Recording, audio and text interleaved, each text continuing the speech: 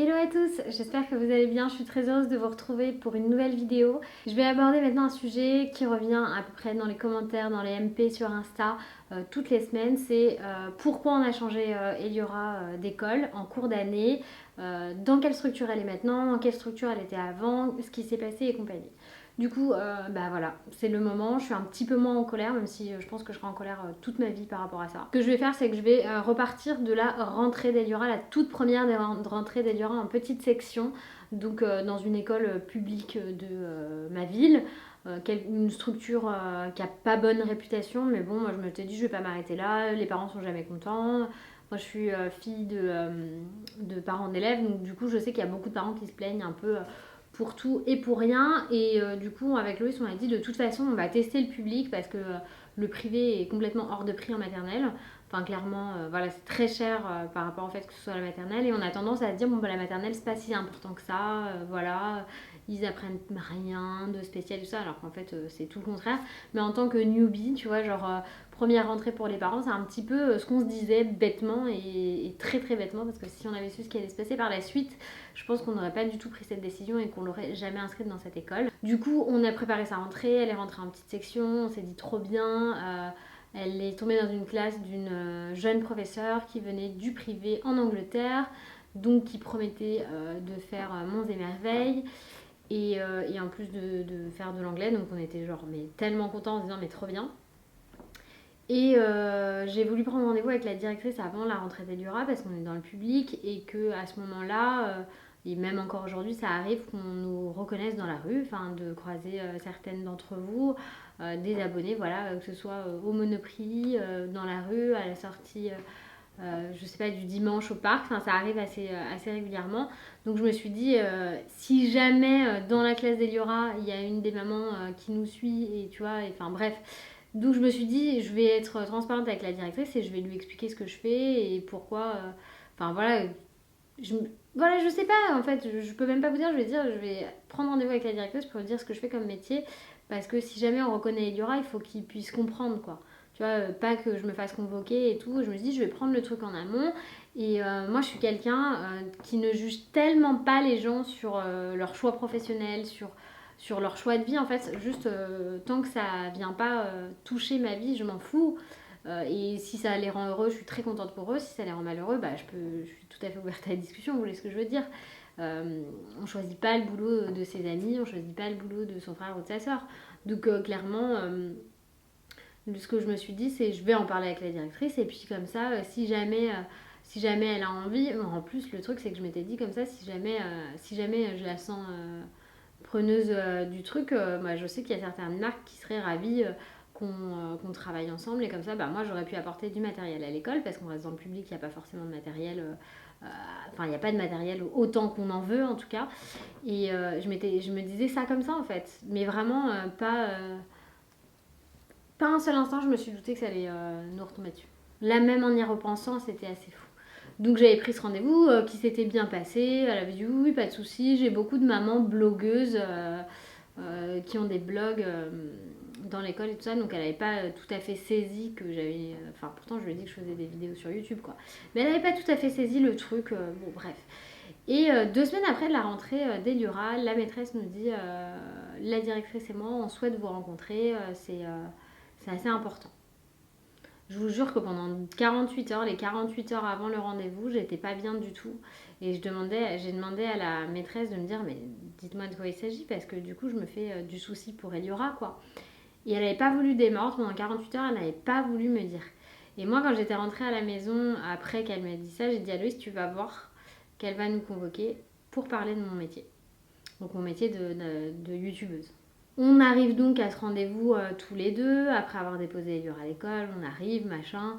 On entre dans le bureau de la directrice, il y a la maîtresse qui s'assoit.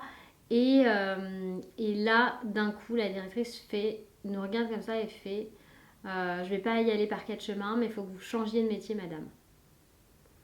Je regarde Loïs et je lui dis oh putain, j'en étais sûre. Mais vraiment, je le regarde et je lui dis oh putain, j'en étais sûre.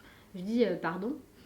Elle me dit oui, oui, ce que vous faites c'est mal, c'est pas bon pour votre enfant, c'est très grave. Et là je lui dis non mais sérieusement, vous êtes en train de me demander de changer de travail? Elle me dit oui, oui, je suis très sérieuse de ça. Donc Moi je lui dis clairement, je lui explique clairement que c'est pas possible et que enfin, c'est mon métier, c'est ma passion et que ça n'a rien à voir avec l'école et que ça ne la regarde pas.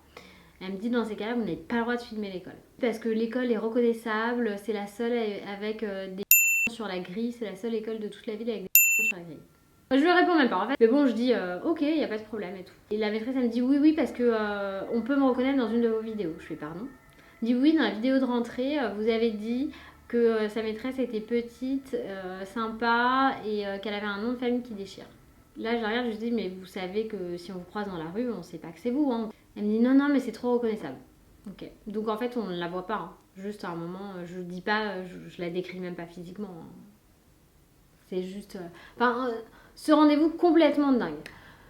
Bon, avec Loïs, on se dit, bon, on va jouer le jeu, on peut pas la changer de façon d'école maintenant, on va jouer le jeu.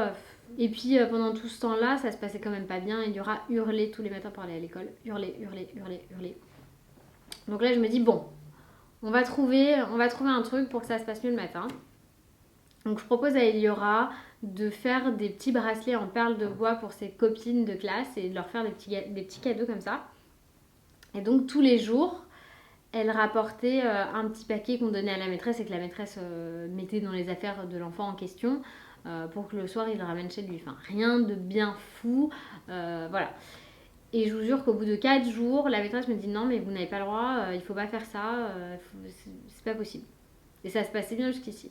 Donc là, je suis obligée d'expliquer à Eliora qu'elle n'a pas le droit, qu'elle peut pas le faire, que la maîtresse a dit non. Donc rebelote dans l'espèce d'horreur qu'elle vivait, d'angoisse d'aller à l'école et je comprenais pas vraiment pourquoi. À part la séparation, je comprenais pas pourquoi. Je culpabilisais énormément. Je pensais que c'était moi parce que je m'en étais occupée pendant 3 ans, que je l'avais pas scolarisée, enfin qu'elle avait pas été en crèche, tout ça. Je pensais vraiment que c'était moi. Et le truc qui l'a sauvée cette année-là, c'est la TSEM qui était absolument extraordinaire. Si vous passez par là, merci. Parce que c'est grâce à vous qu'elle a pu tenir cette année de petite section Eliora, franchement. Je sais pas trop si vous passerez par là. Et ensuite, donc, Eliora ne mangeait rien le midi. Rien. Si je la récupérais plus le midi, c'est parce que la maîtresse m'avait dit de plus la récupérer le midi. Parce que c'était trop dur pour Eliora de repartir. Enfin, bref. C'était à chaque fois des trucs hyper culpabilisants, quoi. Tout ce qu'elle est pas, c'était de ma faute. Ça pouvait pas venir d'ailleurs, d'après eux. Franchement, à ce moment-là, je les écoutais, quoi. Je pensais vraiment que c'était de ma faute, mais vraiment. Et je vois Eliora qui change, mais qui change pas en bien, quoi. Eliora qui rentre à la maison, qui se roule par terre en hurlant, qui commence à faire des crises, des angoisses, qui se met à très très mal dormir. Eliora qui était propre, commence à plus être tout à fait propre, à avoir des accidents. Enfin, franchement, j'ai remarqué pas mal de changements, mais en me disant, bon, bah, ça doit être normal. Vu que la maîtresse me disait que ça se passait bien, moi je la croyais. Et puis, deuxième trimestre, donc pas longtemps après que j'ai perdu mon papa, la maîtresse me met dans le cahier que Eliora ne sait pas compter. Alors là, moi je tombe des nues parce qu'Eliora, avant de rentrer à l'école, comptait déjà jusqu'à 10. Mais franchement, finger in the nose. Hein. Clairement, elle le faisait, elle chantait toute la journée. Enfin, il n'y avait aucun problème pour compter. Et je lis également dans l'espèce de résumé horrible de carnet de notes de maternelle, truc qui me dépasse complètement, que Eliora est timide. Et là, mais je tombe complètement des nues parce que Eliora est tout sauf timide. Enfin, en tout cas, elle était tout sauf timide. Elle était hyper ouverte comme enfant, elle n'était pas du tout timide. Donc c'est un peu tout ça sur toute l'année qui s'est passé. Et puis c'est pareil, à un moment donné, on est parti en vacances, hors vacances scolaires, faire du ski. Elle est partie faire du ski avec mon frère. Et là, la maîtresse me met un mot en disant qu'on n'est pas assez impliqué, qu'à cause de nous, notre enfant va être en échec scolaire parce qu'elle a été absente une semaine pour aller au ski. Et elle a été absente une semaine pour avoir eu la varicelle. Voilà. Donc voilà un peu le genre de choses qu'il y a eu pendant cette année de petite section de maternelle. Donc là, ça a été vraiment l'enfer et pour Eliora et pour moi et pour Loïs aussi parce qu'elle hurlait. Moi sur tout le trajet, je traînais mon enfant pour aller à l'école et c'était infernal. Je la récupérais, il y avait toujours des trucs qui allaient pas. Enfin vraiment, c'était pas... Voilà, elle mangeait pas le midi non plus. Bah, parce que la cantine c'était dégueulasse. Et ça c'est pas moi qui le dis, hein, parce que je peux pas vous le dire, moi j'ai pas goûté. C'est les ATSEM. Il y a des ATSEM qui m'ont dit que même elle mangeait pas ce qu'il y avait parce que c'était vraiment pas bon. Voilà, un petit peu l'ambiance du truc. L'école avec une directrice qui faisait pas son taf pour moi. Il y a un matin, Eliora s'est fait étrangler par l'un de ses camarades devant mes yeux. Voilà, devant mes yeux. Enfin, même, elle était là à côté de moi, je lui tiens la main, on fait la queue le matin pour passer devant la maîtresse, machin. Et là, le petit garçon passe derrière elle, il passe ses mains comme ça sur ses épaules. Donc moi, je pensais que c'était son copain qu'ils allaient jouer. Et non, en fait, il va vers son cou comme ça, il l'étrangle. Je n'ai pas eu le droit de ramener mon enfant chez moi. J'ai eu la mère du gamin qui m'a dit oh ça va, elle est pas devenue bleue, non, elle est pas tombée les pommes. Oh, mais et puis que des trucs comme ça, vraiment une année terrible. Donc bon, alors, on se dit bon très bien, elle va changer de maîtresse en moyenne section, ça va aller. Donc effectivement en moyenne section, on avait une maîtresse qui était beaucoup plus expérimentée, tellement expérimentée que c'était sa dernière année avant la retraite. J'avais beaucoup discuté avec cette maîtresse qui était très très très sympathique, pour le coup qui était hyper ouverte à la discussion, qui n'avait pas eu de problème avec Eliora. Mais moi je continue à avoir des choses sur ma fille que j'avais jamais vues. Eliora, dès qu'elle était dans une situation qu'elle comprenait pas, elle commençait à mettre ses doigts dans sa bouche. Ça c'est un truc qu'elle avait jamais fait. Elle était propre mais elle faisait beaucoup d'accidents à l'école. Mais beaucoup à l'école, hein. Vraiment. C'était assez fou. Enfin, moi, à un moment donné, je me suis inquiétée sur la continence s'il y avait un problème. Et puis, il y avait des trucs dans cette école aussi qui fonctionnaient pas, tu vois. Quand il pleuvait, ils mettaient les enfants devant la télé. Je vous invente rien, c'est des choses réelles qui se sont passées. Ça me terrifie parce que je laisse mon enfant à l'école et je fais confiance à 1000% à ces personnes pour qu'elles s'en occupent comme si c'était leurs propres enfants, parce que c'est ce qu'on fait. Le matin, on pose notre enfant dans une école, dans ces structures, pour que ces enfants, les personnes s'en occupent comme si c'était les leurs. J'ai vu beaucoup de choses. Et à un moment donné, il y a un truc qui a fait que on l'a retiré. Parce que là, ça pouvait impacter sur sa santé. Ça se passait tellement mal. À ce moment-là, ça se passait tellement mal. Le matin, c'était un enfer. Elle pleurait, elle hurlait. Mais tous les matins, pendant 1 an et demi. Quand j'y repense, j'ai envie d'aller voir mon ancienne moi en disant réagis plus tôt, réagis plus tôt, réagis plus tôt. Mais en fait, je me suis rendu compte que j'étais comme tous les parents et qu'à un moment donné, j'avais l'impression que c'était normal, ce genre d'espèce de violence éducative qu'il y a à l'école. J'avais l'impression que c'était normal et quand j'en discutais avec les parents, quand je voyais des choses qui me paraissaient pas tout à fait normales, je me disais non, il n'y a pas de problème. Je m'en veux de ne pas l'avoir sorti plus tôt en fait. Je pense qu'il y a des choses qu'on n'aurait pas eu besoin de rattraper autant. Loïs va chercher Eliora, il me la ramène dans la voiture, je la prends dans les bras pour l'installer dans son siège et là je lui dis mais c'est quoi cette odeur? Et je regarde autour de moi parce que je pensais que c'était dans la rue l'odeur tellement ça sentait fort. Et en fait c'est Eliora qui me dit non maman c'est moi. J'ai demandé à aller aux toilettes avant la sieste, ils n'ont pas voulu m'emmener, j'ai pas réussi à me retenir. La sieste c'était 4 ou 5 heures avant le moment où on l'a récupérée. 4 heures je crois, avant le moment où on l'a récupérée.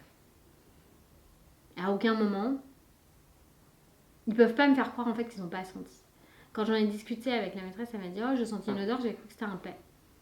Mais non, c'était pas un paix. Et puis tu sens une odeur, tu demandes à un enfant s'il a besoin d'aller aux toilettes. C'était genre une veille de vacances scolaires.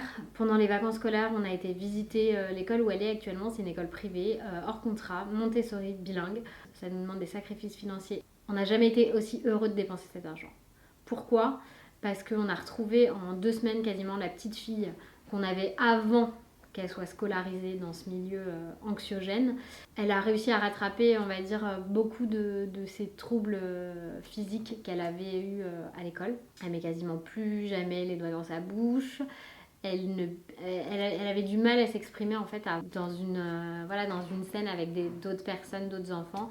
Elle n'arrivait plus à parler, elle était devenue très timide et tout ça. Et là maintenant c'est bon, il n'y a franchement aucun problème. Elle est vraiment bien, il n'y a quasiment plus de crise. Bon bah après, il y a des crises émotionnelles bien évidemment, hein, c'est de son âge, c'est l'enfance, c'est comme ça. Elle est beaucoup plus épanouie dans ce qu'elle fait. À l'école, elle était très restreinte. À l'école publique, elle était très restreinte parce que le programme est le même pour tous, peu importe le niveau de l'enfant, j'ai envie de vous dire. Et Eliora, elle demandait beaucoup plus, enfin elle avait besoin d'apprendre beaucoup plus que ce qu'on lui proposait, ça l'intéressait pas en fait parce qu'elle savait déjà. Maintenant elle est tellement contente quand elle me montre son cahier et qu'elle me fait découvrir un petit peu tous les exercices qu'elle fait, tout ce qu'elle apprend, elle me parle de ce qu'elle choisit. Faut dire que la méthodologie Montessori elle correspond beaucoup plus à ce qu'on a à la maison aussi, à la façon dont moi j'ai amené son éveil à la maison de façon naturelle en fait, parce que Montessori c'est très à la mode maintenant. Mais moi quand je suis devenue maman, tout ça j'y connaissais que dalle, je savais pas ce que c'était, ça ressemblait à une secte, vous voyez ce que je veux dire. Et en fait, je me suis rendu compte en me renseignant dessus que c'était des choses qu'on faisait déjà naturellement à la maison, donc ça nous correspond tout à fait. Il y a beaucoup d'entre vous qui me demandaient si on avait vu la différence et si c'était pas trop laxiste et tout ça. Non, c'est pas laxiste, ça reste une école. Il y a un encadrement, il y a des exercices, il y a des règles comme il y a des règles à la maison. Et franchement, on est hyper content de faire ça pour elle et on fera la même chose pour Rachel parce que... Mais je sais pas, ça a été une libération quoi, vraiment. Pour Loïs, pour Eliora, pour moi, on a été... je vous jure qu'on a vraiment soufflé et qu'on était... Mais c'est devenu... elle est devenue heureuse. Elle était à nouveau heureuse et heureuse d'aller à l'école. Voilà, alors moi j'attends vos petites questions dans la barre d'infos. Ne pensez pas que je juge toutes les écoles. Je vous parle de mon école, de celle où est allée Eliora, enfin de son école publique. C'est aussi notre expérience à nous. Quand j'avais commencé à en parler, il y avait beaucoup de mamans qui étaient revenues vers moi et qui avaient ce genre d'expérience également. Donc j'espère vraiment que ça peut vous aider à faire votre choix. Vous comprenez maintenant pourquoi on l'a changé. On va pas se mentir, ça coûte cher. On le sait, tout le monde n'a pas les moyens. Nous, ça nous demande des sacrifices. Mais on est heureux de faire ce sacrifice. Voilà. Bon allez, j'attends vos commentaires, je vais vous répondre. Ciao.